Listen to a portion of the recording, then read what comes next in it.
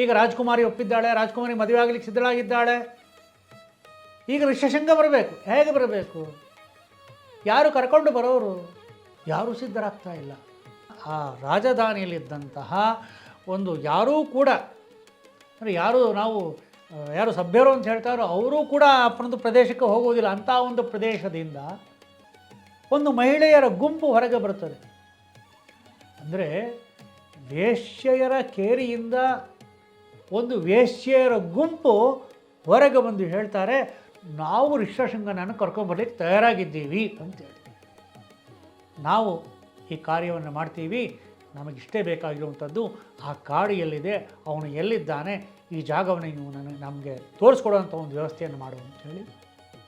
ಆಗ ಅರಮನೆಯಿಂದ ಅವ್ರನ್ನೆಲ್ಲ ಆ ಒಂದು ಕಾಡಿಗೆ ಕರ್ಕೊಂಡು ಹೋಗುವಂಥ ಒಂದು ವ್ಯವಸ್ಥೆ ಆಗ್ತದೆ.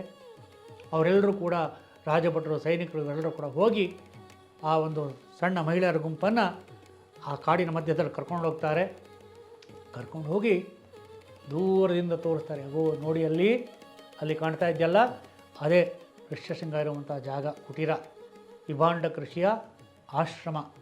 ಅಲ್ಲಿ ಆ ಋಷಿ ಇರ್ತಾನೆ, ಅಲ್ಲಿ ಋಷ್ಯಶೃಂಗ ಇರ್ತಾನೆ.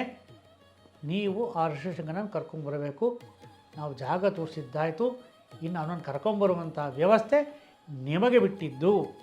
ಜಾಗ ತೋರಿಸಿ ಅವರ ಕಾರ್ಯವನ್ನು ಮುಗಿಸ್ಕೊಂಡ್ರು.